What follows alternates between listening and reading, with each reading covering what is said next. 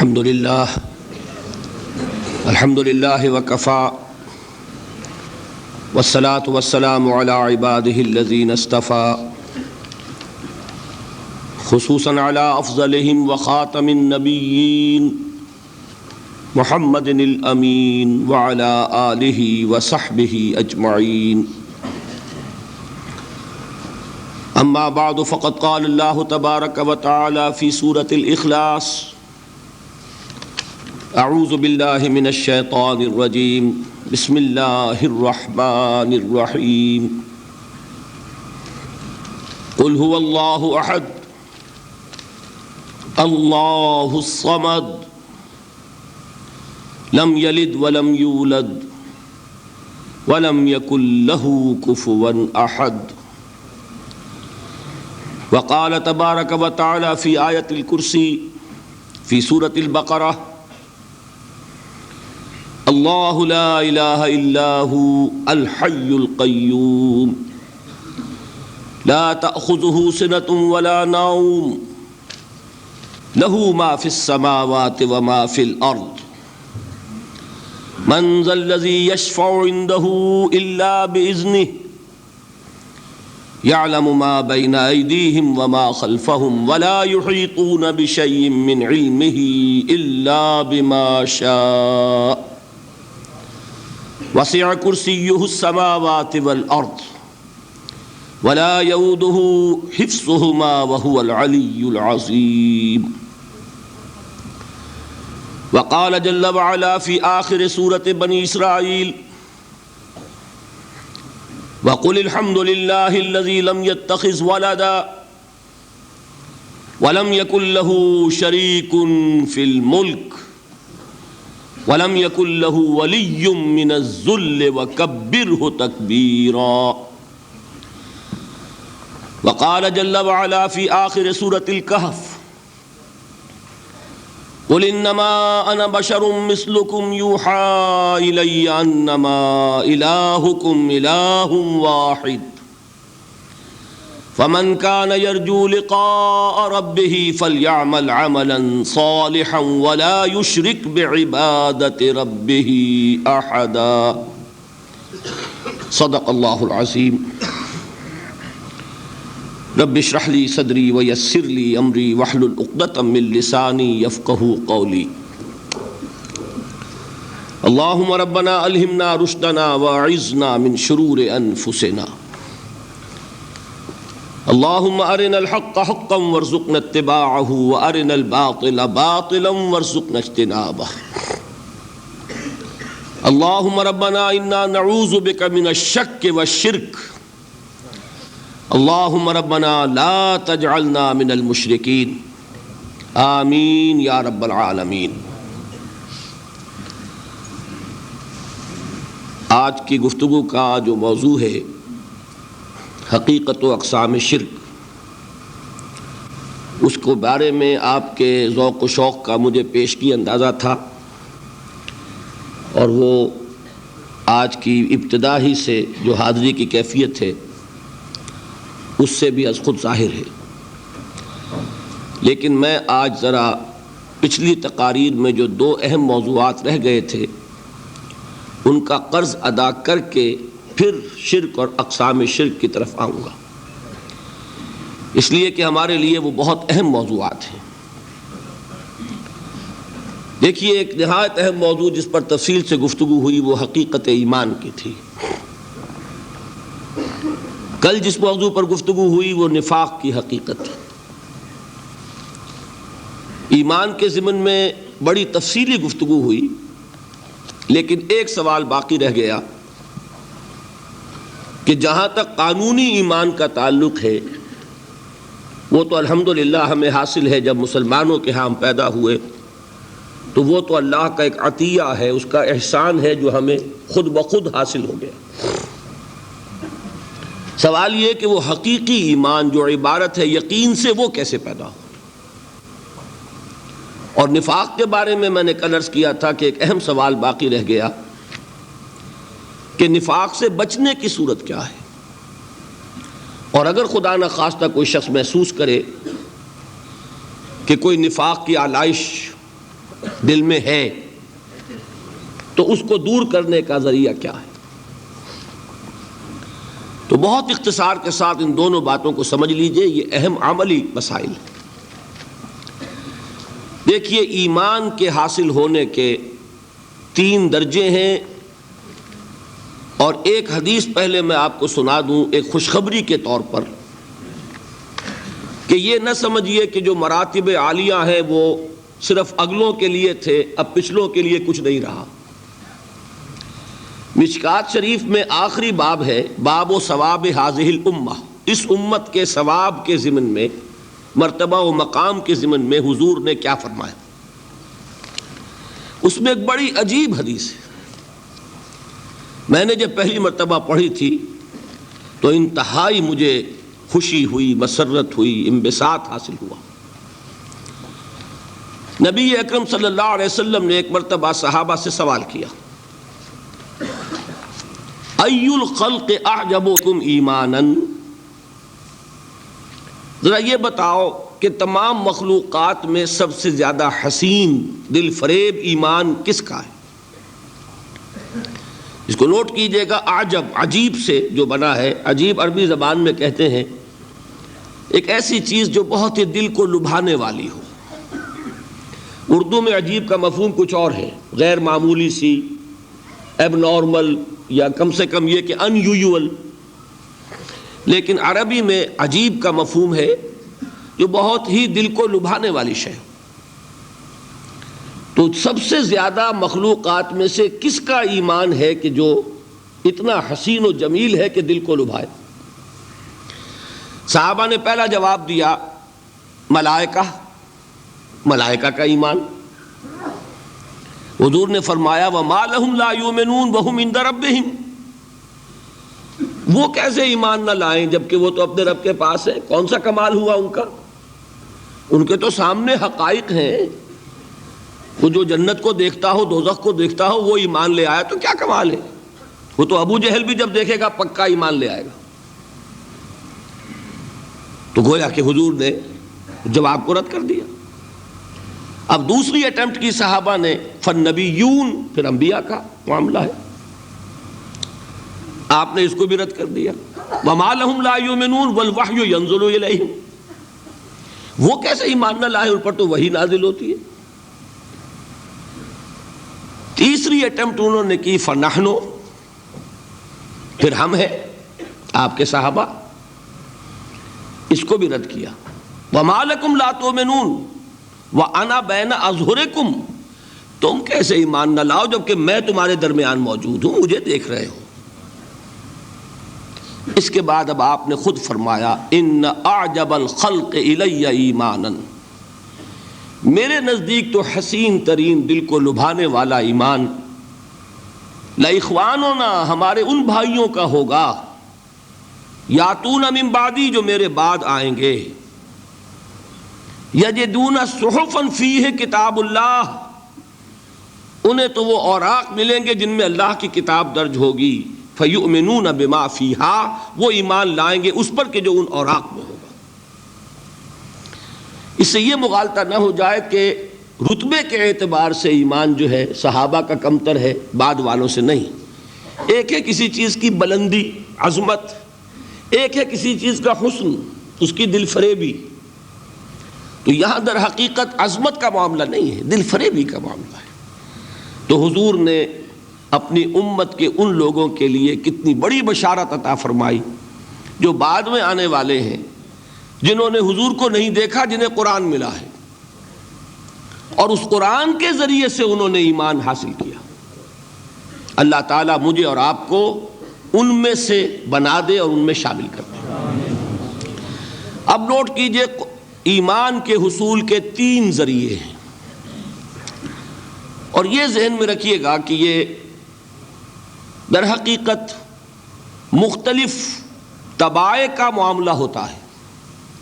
میں عرض کر چکا ہوں نا، کچھ انٹلیکچوئلز ہوتے ہیں، کچھ عوام ہوتے ہیں، کچھ لوگ ہوتے ہیں بڑے ٹھنڈے مزاج کے، غور و فکر کرنے والے، کول مائنڈڈ، کچھ ہوتے ہیں جذباتی، ایموشنل، کچھ لوگ وہ ہوتے ہیں کہ جنہیں ایکٹیویٹی سے زیادہ دلچسپی ہے، عمل۔ کچھ لوگ وہ ہیں جنہیں غور و فکر سے زیادہ دلچسپی ہے۔ اب یہ ڈفرنٹ ٹیمپرامنٹس ہیں، ڈفرنٹ مزاج ہیں، اور ان کے اعتبار ہی سے مختلف ذرائع ہوتے ہیں جن سے کہ ان کو ایمان حاصل ہوگا۔ جو سب سے اوپر ہے، ٹاپ پر انٹلیکچوئلز، ان کے ایمان کا ذریعہ ہے آیات الہی میں غور و فکر، تدبر۔ لیکن آیات الہی ذہن میں رکھیے تین ہیں: آیات آفاقی، یہ چاند، سورج، ستارے، ہوائیں; آیات انفسی، ہمارے اپنے اندر، اپنے من میں ڈوب کر پا جا سراغ زندگی۔ ایک وہ ہے کہ کھول آنکھ، زمین دیکھ، فلک دیکھ، فضا دیکھ، ایکسٹرنل ورلڈ کا مطالعہ کرو، ہر جگہ تمہیں اللہ کی آیات نظر آئیں گی۔ برگ درختان سبز در نظر ہوشیار، ہر ورق دفتر است از بار فتح کردگار۔ ایک ہے اپنے اندر جھانکو، اپنے من میں ڈوب کر پا جا سراغ زندگی۔ قرآن کیا کہتا ہے؟ وفی انفسکم افلا تبصرون۔ اور تیسری اہم ترین آیات کیا ہے؟ آیات قرآنیہ۔ ان تینوں میں گہرا ربط ہے، آیات آفاقی، آیات انفسی، آیات قرآنی۔ ان میں تدبر کے ذریعے، غور و فکر کے ذریعے انسان ایمان حاصل کرے۔ یہ ٹاپ کا ایمان ہے، یہ انٹلیکچوئلز کا ایمان ہے، یہ صدیقین کا ایمان ہے۔ نمبر دو، ایک ایمان ہے عوام کے لیے، اس کے دو راستے ہیں۔ نمبر ایک، صاحب یقین کی صحبت، جس کے اندر یہ ایمان پیدا ہو چکا ہو، آپ اس کے قریب رہیے۔ اگر بھٹی کے سامنے بیٹھیں گے حرارت پہنچے گی، اگر آپ برف کی سل کے قریب ہوں گے ٹھنڈ پہنچے گی۔ صاحب ایمان کی صحبت اختیار کریں گے، ایمان سرایت کرے گا۔ یہ ہے عوام کے لیے صحبت، کونوا مع الصادقین، ان کی صحبت اختیار کریں۔ تیسرا ذریعہ ہے جو ہمارے لیے خاص طور پر جو مسلمان پیدا ہوئے ہیں۔ اب ایک بچہ ہے 7 سال کا، آپ نے نماز پڑھنے کی عادت ڈال دی، پڑھ رہا ہے، اگرچہ غیر شعوری عمر سے شروع کر دیا اس نے۔ روزہ رکھتا ہے، 9 برس کا ہو گیا، روزہ رکھنا شروع کیا۔ یہ اعمال جو ہیں ان سے بھی ایک یقین پیدا ہوتا ہے۔ جیسے یقین سے عمل پیدا ہوتا ہے، ایسے ہی عمل سے بھی یقین پیدا ہوتا ہے۔ جب مداومت کرتے رہیں گے اس پر تو اس سے بھی ایک یقین کی کیفیت انسان میں پیدا ہو جاتی ہے۔ سورہ حجرات میں جو بحث آئی ہے اس کے آخر میں یہی ہے کہ اے نبی، یہ بدو جو دعوے دار ہیں ایمان کے، یہ آپ پر احسان دھر رہے ہیں۔ یمنون علیک ان اسلموا قل لا تمنوا علی اسلامکم بل اللہ یمن علیکم ان ہداکم للایمان ان کنتم صادقین۔ یہ آپ پر احسان دھر رہے ہیں کہ ایمان لے آیا۔ نبی ان سے کہیے مجھ پر اپنے ایمان کا کوئی احسان نہ دھرو، اپنے اسلام کا، بلکہ اللہ تم پر احسان دھرتا ہے کہ اس نے تمہیں ایمان کے راستے پر ڈال دیا ہے۔ جب اسلام پر آ گئے ہو تو عمل کرتے رہو گے، ان تطیعوا اللہ ورسولہ، اگر عمل کرتے رہو گے تو اس عمل کے ذریعے سے بھی تمہارے اندر ایمان پیدا ہو جائے گا۔ تو یہ 3 راستے ذہن میں رکھیے۔ جو عوام ہے، غور و فکر، سوچ بچار، اس کی صلاحیت نہیں یا مواقع نہیں، ان کے لیے یہ 2 راستے ہیں: یقین بذریعہ عمل اور یقین بذریعہ صحبت۔ یہاں سے اٹھا رہے ہیں لوگوں کو، بار بار یہیں آ جاتے ہیں۔ آپ یادو یہاں پر دیکھیں نا، ان کو دقت ہوتی، یہاں پہ کوئی صاحب پہلے سے روک دیا کرے نا، جو بعد میں گڑبڑ ہوتی ہے۔ کئی بار یہاں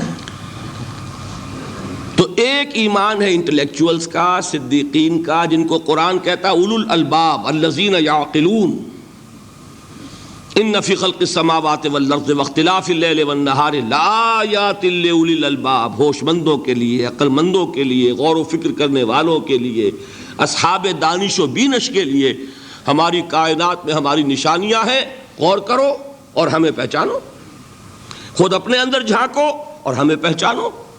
اور ہماری یہ آیات جو ہیں ہمارے کلام کی، اس کی آیات جو ہیں ان میں وہ ایمان رچا بسا ہوا ہے، ان پر غور کرو، غوطہ زنی کرو۔ قرآن میں ہو غوطہ زن اے مرد مسلمان، یہ ہے ٹاپ کا ایمان، یہ ہے اصل وہ ایمان کہ جو مطلوب ہے۔ اب باقی حضرات جو ہیں ان کے قریب رہیں گے، ایمان حاصل کر لیں گے، اور جو اعمال اللہ نے بتائے ہیں ان پر عمل کرتے رہیں گے، ایمان حاصل کر لیں گے۔ اب دوسری بات کی طرف آئیے، نفاق سے کیسے بچا جائے، اس کے لیے بھی 3 عمل ہیں۔ پہلی چیز، اور 2 چیزیں تو وہ ہیں کہ جو سورہ منافقون ہی کے دوسرے رکوع میں بیان ہوئی۔ پریونشن کیسے ہوگی، بچو گے کیسے؟ دوام ذکر، اللہ کو یاد رکھو۔ یا ایھا الذین آمنوا لا تلہکم اموالکم ولا اولادکم عن ذکر اللہ ومن یفعل ذلک فاولئک هم الخاسرون۔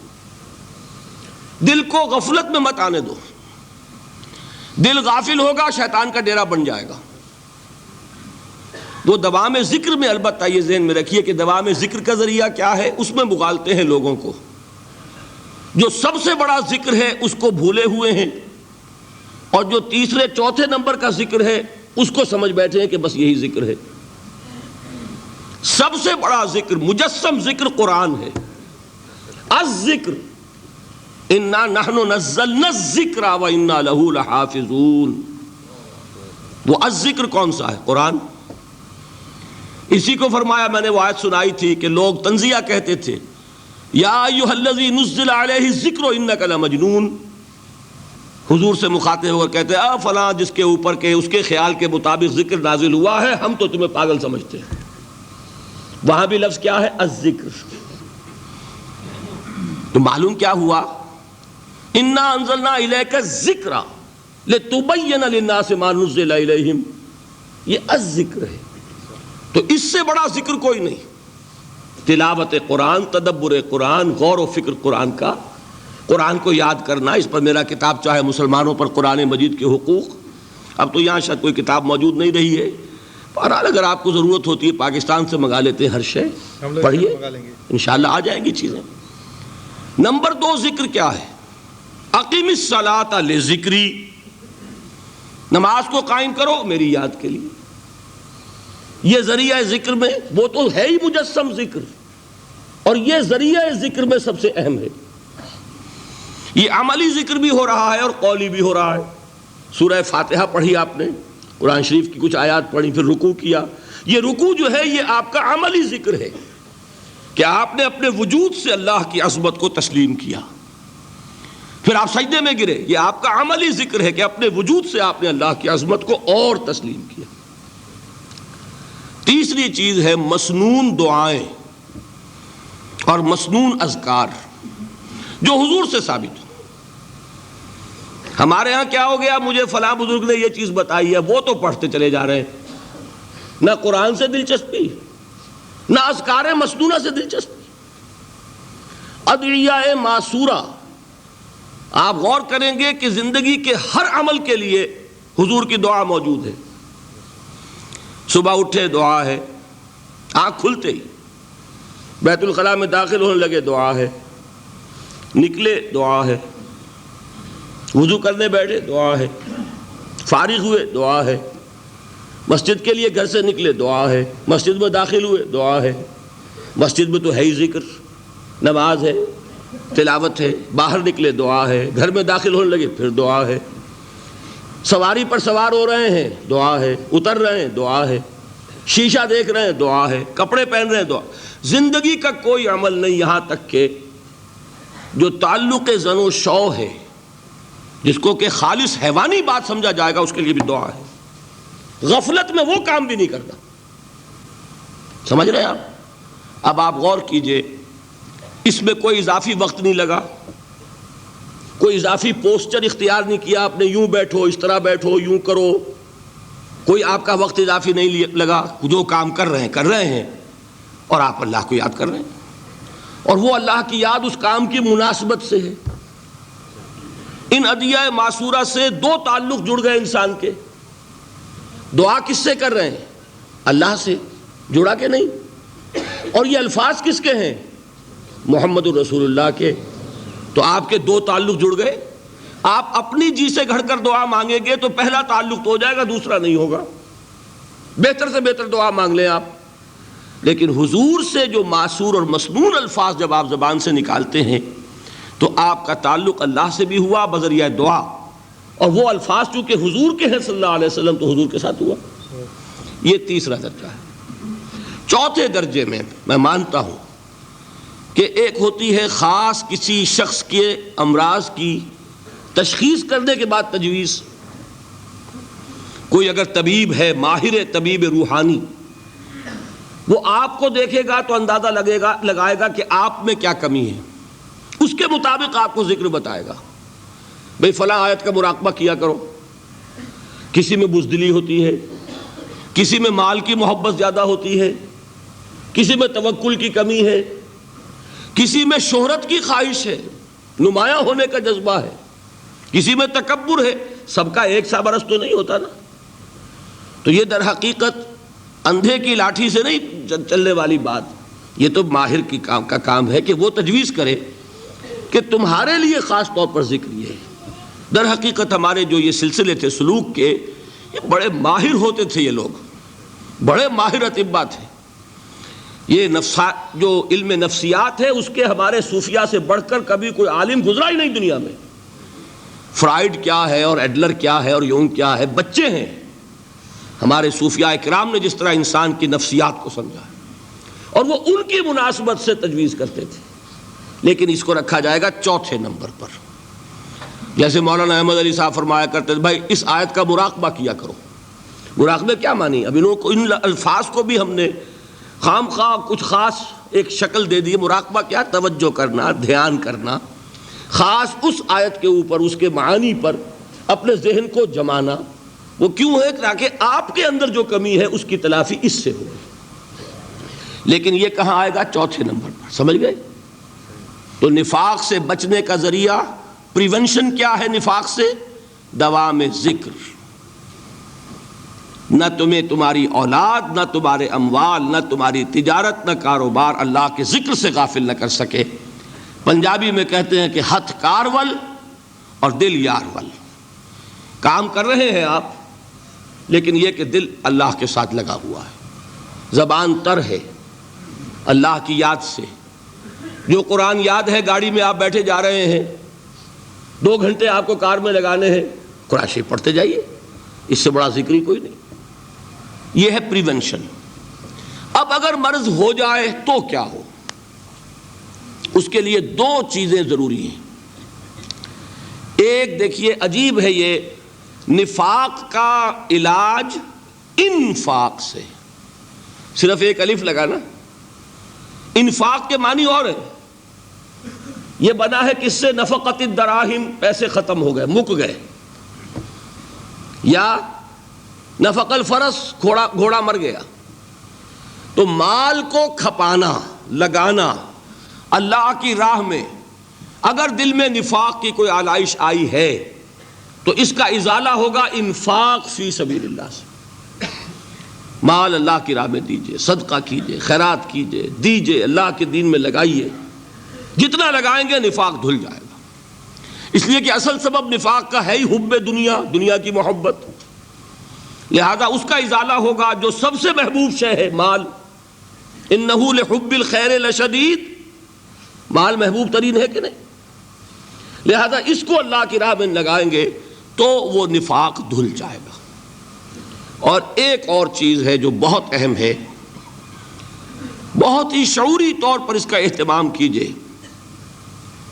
جس وقت دین کے کسی فرض کی انسان کو سمجھ آ جائے، اس کا شعور پیدا ہو جائے، پھر ڈیلے نہ ہو۔ ذرا سا ڈیلے جو ہے اس پر عمل کرنے میں، یہ در حقیقت نفاق کو جڑ پکڑنے کا موقع دینا ہے۔ امیڈیٹ ایکشن، ایک بات سمجھ میں آ گئی، فوراً عمل کرو۔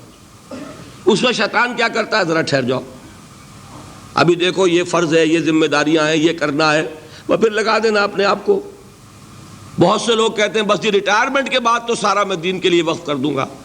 اول تو خدا کے بندے تمہارے اندر رہ کیا جائے گا ریٹائرمنٹ کے بعد؟ سارا تو کھپ چکو گے، رہ کیا جائے گا؟ دوسرے یہ کہ یہ بھی جان لیجئے کہ کار دنیا کسے تمام نہ کرد، ریٹائرمنٹ کے بعد کون فارغ ہو جاتا ہے؟ بیٹوں بیٹیوں سے فارغ ہوئے تو پوتے پوتیاں موجود ہیں، نواسے نواسیاں موجود ہیں. کبھی بھی وہ بوجھ ختم نہیں ہوتا زندگی کا. وہ تو یہ کہ آج بات سمجھ میں آئی ہے تو آج عمل ہونا چاہیے.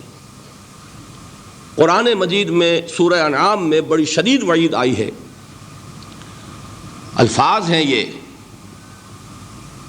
وَنُقَلِّبُ أَفْئِدَتَهُمْ وَأَبْصَارَهُمْ كَمَا لَمْ يُؤْمِنُوا بِهِ أَوَّلَ مَرَّةٍ. انسان پر ایک حقیقت کا انکشاف ہوا کہ یہ بات حق ہے، فوراً تسلیم کرے. کسی مصلحت کی وجہ سے، کسی بزدلی کی وجہ سے، کسی لالچ کی وجہ سے، کسی اپنی سیادت یا قیادت کی وجہ سے کیسے مان لوں؟ لوگ کہیں گے کہ یہ نیچے ہو گیا، وہ اونچا ہو گیا جس کی بات مانی. کسی وجہ سے رک گئے تو اللہ تعالیٰ اندر سے وہ جو استعداد ہے حق کو پہچاننے کی وہ سلب کر لیتا. وَنُقَلِّبُ أَفْئِدَتَهُمْ وَأَبْصَارَهُمْ، ہم الٹ دیں گے ان کے دلوں کو بھی اور ان کی آنکھوں کو بھی. کیوں؟ كَمَا لَمْ يُؤْمِنُوا بِهِ أَوَّلَ مَرَّةٍ، اس لیے کہ وہ پہلی مرتبہ جب انکشاف حق ہوا ہے وہ ایمان نہیں لائے. اس کا میں ایک واقعہ آپ کو سنانا چاہتا ہوں کہ کس طرح صحابہ کرام پر بھی وقتی طور پر یہ واقعہ اگر صحابہ کرام کا نہ ہوتا تو یہ حقائق سمجھ میں نہ آتے. غزوہ تبوک کے موقع پر یہ میں جملہ انکمپلیٹ رہ گیا، ضعف ایمان کا حملہ ہو جاتا تھا، نفاق کا نہیں معاذ اللہ، لیکن ضعف ایمانی کی اگلی منزل شروع ہو جاتی ہے نا نفاق. جہاں جھوٹ بولنا شروع کیا نفاق، جھوٹی قسمیں کھانی شروع کی سیکنڈ سٹیج، اور جہاں مومنین صادقین سے بغض اور عداوت پیدا ہو گیا وہ تھرڈ سٹیج. تو وہ ضعف ایمان کا کیسے ہوتا ہے یہ حضرت کعب ابن مالک نے بڑی تفصیل سے بیان کیا ہے. غزوہ تبوک کے موقع پر جہاں منافقین نے آ کر جھوٹے بہانے بنائے، جھوٹی قسمیں کھائیں اور حضور سے ایگزمپشن لے لی، چھٹی لے لی، رخصت لے لی، وہاں 3 ایسے صحابہ بھی تھے جو مومن صادق تھے، لیکن وقتی طور پر شیطان نے انہیں ورغلایا. کیسے ورغلایا وہ سمجھ لیجئے. کعب ابن مالک نے تفصیل سے بیان کیا ہے اور میرے نزدیک یہ جہاں تک میرا مطالعہ ہے طویل ترین حدیث ہے، بخاری اور مسلم میں بھی موجود ہے. حضور جب واپس آئے ہیں اور اب آپ نے ایک ایک کو بلایا، جن لوگوں نے تو پہلے جھوٹی قسمیں کھا لی تھی ان کو تو بلانے کی ضرورت نہیں تھی، لیکن کچھ لوگ ایسے بھی تھے کہ جنہوں نے ایگزمپشن بھی نہیں لی تھی اور گئے بھی نہیں تھے. اب ان کو آپ نے ایک ایک کر کے پیشی ہوئی، آپ کیوں نہیں گئے تھے؟ تو اب جو منافقین تھے ان میں سے انہوں نے اس موقع پہ جھوٹی قسمیں کھا لی. خدا کی قسم حضور ہم تو بالکل تیار تھے، پوری میں نے تیاری بھی کر لی تھی، پورا ارادہ تھا، یہ وقتی طور پر یہ مصیبت مجھ پر آ پڑی. جس نے قسم کھائی انہوں نے کہا اچھا ٹھیک ہے جائیے. کعب ابن مالک کی باری آئی تو ان کے الفاظ اپنے یہ کہ جب میں پیش ہوا تو حضور کے چہرے مبارک پر ایک غصے والی مسکراہٹ تھی. زہر خند کہتے ہیں نا، ایک مسکراہٹ ہے لیکن غصے کے ساتھ، غضبناک. آپ فرمائیے آپ کیوں نہیں گئے؟ حضرت کعب یہ فرماتے ہیں کہ میں نے عرض کیا کہ حضور زبان میرے پاس بھی ہے، جھوٹ میں بھی بول سکتا ہوں، لیکن جھوٹ بول کر میں اس وقت آپ کی ناراضگی سے تو بچ جاؤں گا لیکن اللہ کے پکڑ سے نہیں بچ سکوں گا. میں اعتراف کرتا ہوں کہ جتنا صحت مند میں اس زمانے میں تھا کبھی نہیں تھا، جتنا فارغ البال اس وقت تھا کہ میرے پاس ساز و سامان موجود تھا راستے کے لیے، اتنا میں کبھی نہیں تھا. لیکن ہوا کیا؟ ہوا یہ کہ مجھے میرے نفس نے، شیطان نے پٹی پڑھائی. وہ پٹی کیا پڑھائی کہ حضور تو 30,000 کے لشکر کے ساتھ چلیں گے تو لشکر تو سلولی موو کرے گا نا، تمہارے پاس بڑی تکڑی، بڑی توانا صحت مند اونٹنی ہے، تم ذرا 2 دن بعد چلنا تیزی کے ساتھ اور حضور سے مل جانا. بس یہ تاخیر کا حربہ. تو انہیں خیال آیا کہ ابھی 2 دن گھر کی ٹھنڈی چھاؤں ہے، میں یہاں پہ جو آرام ہے وہ کر لوں. مجھے جگر کا شعر یاد آیا ہے کہ تپتی راہیں مجھ کو پکاریں، دامن پکڑے چھاؤں گھنیری. ایک طرف فرض کی پکار ہے، اس میں تو ظاہر بات ہے کہ وہ تپتی راہیں ہیں. لا تنفروا فی الحر سنا چکا ہوں آیت. یہاں گھر میں نخلستان میں کھجوروں کی چھاؤں میں اہل و عیال میں یہ ٹھنڈی چھاؤں جو ہے یہ پکڑ رہی ہے، بھائی 2 دن ٹھہر کے چلے جانا، ٹھیک ہے، کوئی نیت میں خرابی نہیں ہے نا۔ اس کے بعد پھر جب ابھی 2 دن اور ٹھہر جاؤ، یہ تو بڑا لمبا سفر ہے، ذرا تیز اور دوڑ لینا۔ تو فرماتے ہیں کہ حضور میں اسی طریقے سے تاخیر و تعویق میں پڑا رہا، یہاں تک کہ ایک روز اچانک مجھ پر یہ چیز منکشف ہوئی کہ اب تو میں چاہے کتنا بھی تیز چل لوں میں آپ سے نہیں مل سکتا، میرے اعصاب ڈھیلے ہو گئے، اس طرح میں محروم رہ گیا۔ حضور نے بائیکاٹ کا حکم دیا صحابہ کو، 3 صحابہ تھے ایسے، 2 اور تھے جنہوں نے اسی طریقے سے اعتراف کیا۔ حضور نے حکم دے دیا کوئی ان سے گفتگو نہ کرے، سوشل بائیکاٹ، بڑی سخت سزا تھی جو دی گئی ہے، اس کی بڑی تفاصیل ہیں، اللہ تعالیٰ شوق دے تو وہ حدیث پوری پڑھیے، میں نے تو 2 جمعوں میں ایک مرتبہ صرف اس ایک حدیث کو بیان کیا تھا، شاید کہیں کیسٹس ہوں میرے ہاں، ہمارے نمبر کوئی مجھے یاد نہیں ہے، لیکن یہ بڑی عجیب حدیث ہے۔ لیکن اس میں جو اصل سبق ہے وہ کیا ہے؟ اس طریقے سے شیطان لیت و لال، تاخیر، تعویق، ابھی کیا جلدی ہے، ذرا اس کام سے فارغ ہو لو، ذرا پھر تلافی کر لینا، ذرا زیادہ زور سے کام کر لینا، یہ وہ چیز ہے کہ جو وہ تو خیر صحابی تھے بچ گئے، اگر وہاں جھوٹی قسم بھی کھا دیتے تو گئے تھے۔ یہ تو اتنا ہی ہے نا، مردی و نامردی قدم فاصلہ دارد، اس میں تو یہی ہے کہ ذرا ایک جھوٹی قسم کھا دیتے، جھوٹے بہانہ بنا دیتے تو اب ضعف ایمان نہ رہتا، وہ نفاق کی سرحد شروع ہو جاتی۔ وہ اللہ تعالیٰ نے ان کو بچایا، لیکن یہ کہ ہم کیسے بچیں گے اگر ہم نے یہ روش اختیار کی؟ لہذا 3 کام، دوام ذکر نمبر 1، اس کی میں شرح کر چکا ہوں، 4 اذکار یاد کر لیجئے گا ان کو، ورنہ کیا فائدہ۔ نمبر 2، انفاق فی سبیل اللہ، نفاق کا علاج انفاق سے۔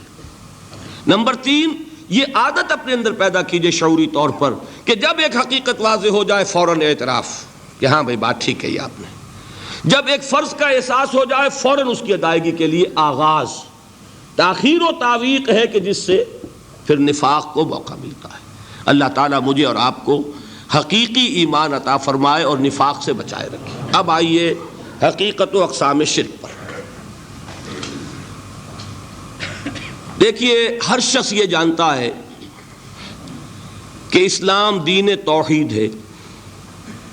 ایک لفظ میں اگر کہیں گے تو اسلام کا سب سے بڑا وصف، سب سے بڑی علامت توحید۔ وہ جو اقبال نے کہا کہ توحید کی امانت سینوں میں ہے ہمارے، آسان نہیں مٹانا نام و نشاں ہمارا، تو توحید ہے۔ توحید کی ضد ہے شرک، ٹھیک؟ اس سے میں ایک نتیجہ نکالتا ہوں، کوئی مسلمان جان بوجھ کر مشرک نہیں ہو سکتا، یہ میرا نتیجہ ہے، جان بوجھ کر مشرک نہیں ہو سکتا۔ وہ شرک میں مبتلا ہوگا تو ناسمجھی میں ہوگا، نادانی میں ہوگا، وہ اسے شرک نہیں سمجھے گا۔ یہ ممکن نہیں ہے کہ کوئی مسلمان ہو، گیا سے گیا مسلمان، گزرا سے گزرا مسلمان، گھٹیا سے گھٹیا مسلمان، لیکن وہ شرک کو شرک سمجھتے ہوئے اس میں آلودہ ہو جائے۔ ہوتا کیا سمجھ میں نہیں آتا کہ شرک، تو ضرورت بہت ہے کہ ہم یہ پہچانیں کہ یہ شرک ہے کیا۔ دوسری بات یہ جان لیجئے، ہمارے دین میں ناقابل عفو جرم کون سا ہے؟ شرک۔ 2 مرتبہ بیان فرمایا گیا سورہ نساء میں صرف، ان اللہ لا یغفر ان یشرک بہ ویغفر ما دون ذلک لمن یشاء۔ اللہ تعالیٰ اسے تو ہرگز نہیں بخشے گا کہ اس کے ساتھ شرک کیا جائے، ہاں اس سے کم تر جس کو چاہے گا معاف فرما دے گا۔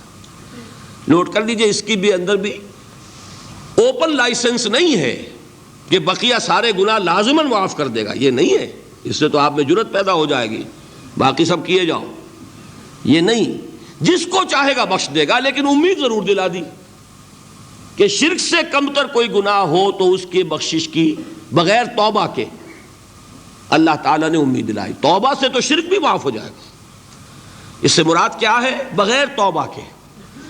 اللہ تعالیٰ نے فرمایا کہ اور گناہوں کے بارے میں تو امید کی جا سکتی ہے، لیکن شرک کے بارے میں ہرگز نہیں۔ اہمیت واضح ہو گئی مزید۔ نمبر 3، اس شرک کی ہماگیریت کا عالم یہ ہے کہ سورہ یوسف کی آیہ مبارکہ ہے وَمَا يُؤْمِنُ أَكْثَرُهُمْ بِاللَّهِ إِلَّا وَهُمْ مُشْرِكُونَ۔ انسانوں کی اکثریت کا حال یہ ہے کہ وہ اللہ پر ایمان نہیں رکھتے مگر کسی نہ کسی قسم کے شرک کے ساتھ۔ یہ یونیورسلٹی ہے اس کی کہ اللہ کو بھی مان رہے ہیں لیکن کسی نوع کا شرک جو ہے وہ بھی لگا رکھا ہے۔ وَمَا يُؤْمِنُ أَكْثَرُهُمْ بِاللَّهِ، انسانوں کی اکثریت کا حال یہ ہے کہ وہ ایمان نہیں رکھتے اللہ پر الا وہم مشرکون، مگر یہ کہ کوئی نہ کوئی شرک بھی کرتے ہیں۔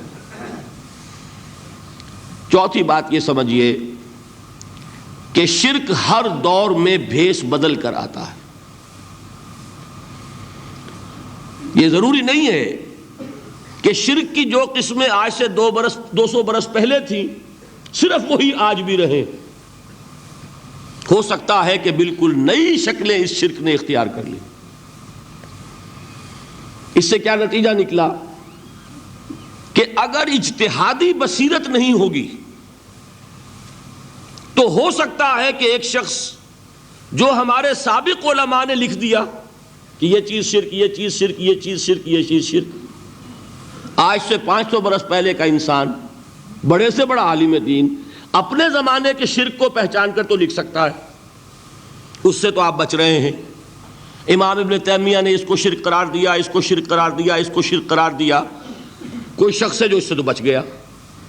امام صاحب کی دی ہوئی بصیرت سے اس نے ان جو اقسام ہے شرک کی ان کو پہچان لیا، لیکن یہ عین ممکن ہے کہ آج کے شرک کو وہ نہ پہچان رہا ہو، اپنی جگہ وہ سمجھ رہا ہو اپنے آپ کو بہت بڑا موحد، جبکہ اس دور کا جو شرک ہے اس میں ملوث ہو۔ اس کو میں نے کہا ہے کہ اس شرک کے بارے میں بڑی اجتہادی بصیرت کی ضرورت ہے۔ فارسی کا ایک شعر ہے، بڑا پیارا شعر ہے، بہر رنگے کے خواہی جامہ می پوش، من انداز قدت رامی شناسم۔ اپنے محبوب سے کہہ رہا ہے شاعر کہ تم جس طرح کا چاہو لبادہ اوڑھ لو، میں تمہیں تمہارے قد سے پہچان لوں گا، کتنا ہی چھپا لو اپنے آپ کو، کیسے ہی لباس بدل لو، بہر رنگے کے خواہی جامہ می پوش، من انداز قدت رامی شناسم، میں تمہارے قد سے تمہیں پہچان لوں گا۔ یہ اگر بصیرت نہ ہو کہ شرک کو اس کے قد سے پہچان سکیں آپ، اس کے لیے ضرورت ہے اصولوں کی۔ دیکھیے جس طرح الجبرا کے اصول ہوتے ہیں، فارمولہ ہے، فارمولہ ہاتھ میں آ گیا، مسئلے حل کرتے چلے جا رہے ہیں، آپ اپلائی کرنے کی دیر ہے فارمولے کی۔ اگر آپ نے صرف گنتی کر کے کسی زمانے کے شرک وہ تو سمجھ لیے، لیکن وہ بصیرت باطنی حاصل نہیں ہوئی، اجتہادی بصیرت، وہ اصول ہاتھ میں نہیں آئے کہ جس سے آپ پہچان سکیں، تو ہو سکتا ہے کہ اس دور کے شرک کو آپ نہ پہچان سکیں۔ اس کے لیے ضرورت ہے کہ اصل اصول ہاتھ میں آ جائیں تاکہ ان اصولوں کو اپلائی کریں۔ ایک بات مجھ سے اور سن لیجئے، میرا اپنا یہ تاثر ہے، ہمارے دین میں خیر، بھلائی، نیکی، چاہے وہ نظریے کی ہو، علم کی ہو، عقیدے کی ہو، عمل کی ہو، اخلاق کی ہو، وہ سب کیا ہے؟ وہ توحید ہی کے شجرہ طیبہ کی شاخیں ہیں۔ اور شر، برائی، گمراہی، خیالات کی ہو، نظریات کی ہو، علم کی ہو، عقیدے کی ہو، عمل کی ہو، اخلاق کی ہو، سب کے ڈانڈے شرک کے شجرہ خبیثہ سے ملتے ہیں۔ اس شجرہ خبیثہ کے برگوبار ہے جو بھی برائی ہے، عمل کی یا علم کی، اور اس شجرہ طیبہ کے برگوبار ہے جو بھی خوبی ہے، عمل کی یا عقیدے کی۔ یہ میرا تاثر ہے، اور جب تک اس انداز میں وہ آپ کو اندرونی رشتے ظاہر نہیں ہوں گے، آپ پر منکشف نہیں ہوں گے، وہ اجتہادی بصیرت جو ہے پیدا نہیں ہو سکے گی۔ اب آئیے ایک اور بات، دیکھیے شرک میں اور الحاد میں کیا فرق ہے یہ بھی ہم نہیں سمجھتے. الحاد مادہ پرستی وہ کیا ہے؟ ایتھیزم، کسی بھی خدا کا انکار. ہمارے آج کے دور کی سب سے بڑی گمراہی یہ ہے. شرک کیا ہے؟ خداؤں کو ماننا. یہ کیا ہے؟ تھیزم ہے، لیکن پولی تھیزم ہے. توحید کیا ہے؟ مونو تھیزم ہے، ایک خدا کا ماننا. لیکن شرک کے اندر ایک اور حقیقت کو پہچان لیجئے، شرک میں ہمیشہ ٹاپ پر ایک خدا کو مانتے ہیں، باقی سارے خدا نیچے ہوتے ہیں. اوپر جا کر وہ توحید ہوگی ہمیشہ. کوئی مشرکانہ نظام ایسا نہیں ہے جو ٹاپ پر جا کر توحید نہ بن جائے. دیکھیے ہندو دیویاں دیوتا بے شمار، لیکن مہادیو وہ بھی کیا دو ہیں؟ مہادیو وہ تو ایک ہے. انگریزی میں گاڈز گاڈیسز، لیکن وہ چھوٹے جی سے لکھے جائیں گے. چھوٹے جی سے لکھے جانے والے gods and goddesses, Roman mythology ہو گریک مائتھولوجی ہو، ان دیویوں دیوتاؤں کے نام ہی آپ نہیں یاد کر سکتے. لیکن گاڈ بڑے جی سے وہ ایک ہے کہ نہیں؟ ٹاپ پر جو ہے وہ ایک ہے. اس کو وہ بھی مانتے ہیں کہ اومنی پوٹنٹ، اومنیشنٹ، اومنی پریزنٹ، علی کل شیء قدیر، بکل شیء علیم، ہر جگہ موجود. وہ تو ایک ہی ہے، وہ تو کیپٹل جی سے لکھا جائے گا. باقی اس کے نیچے فوج ہے دیویوں کی، دیوتاؤں کی، خداؤں کی اور خدانیوں کی، وہ گاڈز اینڈ گاڈیسز ہیں. عرب میں کیا تھا؟ میں نے پہلے آپ کو وہ دو مثالیں دے دی ہیں، تیسری اور ایران کی لے لیجئے. خیر کا خدا اور شر کا خدا اور، ایک یزداں ایک اہرمن. ٹھیک، سنویت ہو گئی نا، دو خداؤں کو مانا. لیکن وہی ہیں جو خدائے خدائے گاں، خداؤں کا خدا، اس کو ایک ہی مانتے ہیں. یہی معاملہ عرب میں تھا. اللہ وہ ایک ہی تھا ان کے ہاں. قرآن میں آتا ہے ان سے پوچھئے وَلَئِن سَأَلْتَهُم مَّنْ خَلَقَ السَّمَاوَاتِ وَالْأَرْضَ لَيَقُولُنَّ اللَّهُ. جب ان سے کہا جاتا ہے کہ کس نے پیدا کیا آسمان اور زمین کو، یہ فوراً کہیں گے اللہ نے. فَأَنَّىٰ يُؤْفَكُونَ. تو یہ ماننے کے بعد کدھر جا رہے ہیں؟ وہ کیا کہتے تھے کہ وہ بڑا اللہ تو ایک ہی ہے، لیکن چھوٹے آلہہ ہیں. آلہہ اور اللہ میں وہی فرق ہے جو کیپٹل جی کا گاڈ اور چھوٹے جی سے گاڈز اینڈ گاڈیسز. وہی فرق ہے کہ جو مہادیو اور دیویوں اور دیوتاؤں میں ہے، وہی وہاں تھا. اللہ وہ ایک اور سپریم، سب سے بالا تر، اس سے اوپر کوئی نہیں، تخلیق میں اس کا کوئی ساجی نہیں. لیکن اس نے کچھ آلہہ ہیں جنہیں کچھ اختیارات تقسیم کیے ہوئے ہیں. کچھ اس کے لاڈلی ہستیاں ہیں جو سفارش کر سکتی ہیں. بس یہ شرک تھا مشرکین مکہ کا. بات سمجھ رہے ہیں؟ اس کا جائزہ لیں گے تو آپ کو، اور جو آج شرک کی اقسام میں بیان کروں گا اس کو ہاتھ میں لیں گے تو کسی موحد کا تلاش کرنا مشکل ہو جائے گا. ڈھونڈ اب ان کو چراغ رخ زیبا لے کر. آج جن کا نام مسلمان ہے ان کی اکثریت کسی نہ کسی نوع کے شرک میں مبتلا ہے. اب آئیے اقسام شرک. اقسام شرک میں بھی وہی کیفیت ہے جو نفاق کے بارے میں نے عرض کی تھی کہ ایک تقسیم یہ ہے جو علماء نے کی ہے، ایک ہے عقیدے کا نفاق، ایک ہے عمل کا نفاق. اسی طرح ایک ہے عقیدے کا شرک، ایک ہے عمل کا شرک. عقیدے میں نہیں ہے، عمل میں ہے. ایک تقسیم آپ نے سنی ہوگی شرک جلی، شرک خفی. ایک ہے ننگا شرک، کھلم کھلا شرک. ایک ہے چھپا ہوا شرک جو نظر نہیں آتا. لیکن ایک مغالطہ اپنے دل سے نکال دیجئے، بعض لوگ شرک خفی کو شرک نہیں سمجھتے.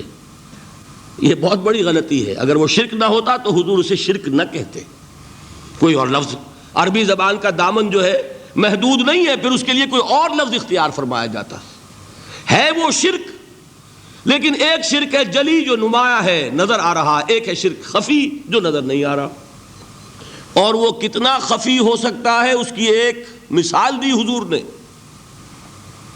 شرک خفی اتنا خفی ہو سکتا ہے، ذرا مبالغہ دیکھیے جو حضور نے بات کو سمجھانے کے لیے مثال میں جو مبالغہ اختیار فرمایا۔ ایک سیاہ اندھیری رات میں ایک سیاہ پتھر پر ایک سیاہ چیونٹی کو رینگتے ہوئے دیکھنا جتنا مشکل ہے، اتنا ہی شرک خفی کا پہچاننا مشکل ہے۔ بتائیے، آپ نے فرمایا انا افصح العرب، میں عرب کا فصیح ترین انسان ہوں، اس سے آگے کوئی مثال دی جا سکتی ہے؟ اندھیری رات، تاریک رات، پتھر سیاہ، چیونٹی سیاہ، کون دیکھ سکتا؟ جتنا اس کو دیکھنا ناممکن ہے اتنا ہی شرک خفی کا پہچاننا مشکل ہے۔ گویا کہ اس سے تو اللہ ہی بچائے گا تو انسان بچے گا۔ ایک آخری بات تمہیداً اور عرض کر دوں، پھر میں چلوں گا اقسام پر۔ میری جو باتیں آپ کے سامنے آئی اس سے ایک منطقی نتیجہ نکلتا ہے، کوئی شخص اگر حقیقتاً شرک سے بچ جائے، واقعتاً شرک سے بچ جائے، ہر قسم سے بچ جائے، اس سے بھی اوپر کوئی انسان ہوگا؟ گویا کہ یہ آخری منزل ہے، یا یوں کہیے کہ جس شخص کے بارے میں اللہ تعالیٰ یہ مان لے کہ میرا یہ بندہ شرک سے بری ہے، اس سے بڑی سند کوئی ہے؟ دی ہائیسٹ ٹیسٹیمونیل، سب سے بڑی سند، سب سے بڑی تعریف جو بندے کی ہو سکتی ہے وہ کیا ہے؟ یہ مشرک نہیں۔ یہی وجہ دیکھیے آپ قرآن مجید میں حضرت ابراہیم کے ذکر میں دیکھیں گے، ابراہیم کا مقام کیا ہے؟ خلیل اللہ، ابو الانبیاء، امام الناس، تین نسبتیں ہیں، تینوں بڑی عظیم۔ اللہ کے ساتھ نسبت کیا ہے؟ خلیل، واتخذ اللہ ابراہیم خلیلا۔ ابو الانبیاء، کتنے نبی ہیں ان کی نسل میں؟ اسحاق اور اسماعیل سے چلیے، پھر یعقوب اور یوسف، اور پھر چلیے موسیٰ اور ہارون، اور پھر چلیے سارے انبیاء بنی اسرائیل کے، حضرت عیسیٰ، پھر یہاں تک کہ محمد الرسول اللہ کس کی اولاد ہیں؟ ابراہیم کی، ابو الانبیاء۔ اور نمبر 3، انی جاعلک للناس اماما، امام الناس۔ اور قرآن میں جو سب سے بڑی سند انہیں دی جاتی ہے وہ کیا؟ وما کان من المشرکین۔ وہ ابراہیم مشرکین میں سے نہیں تھے۔ معلوم ہوا کہ یہ سب سے بڑی سند ہے، سب سے بڑا سرٹیفکیٹ ہے، سب سے بڑا ٹیسٹیمونیل ہے جو اللہ کی طرف سے کسی کو مل جائے۔ میں جو اقسام شرک بیان کرنا چاہتا ہوں تو میری تقسیم ذرا مختلف ہے۔ اب وہ ذرا اپنے ذہن میں وہ نقشہ بنا لیجئے، آپ بنایا کرتے ہیں، ایک اس کو پھر 3 میں تقسیم کیجئے۔ شرک کی 3 بڑی بڑی قسمیں ہیں۔ شرک فی الذات نمبر 1، شرک فی الصفات نمبر 2، شرک فی الحقوق نمبر 3۔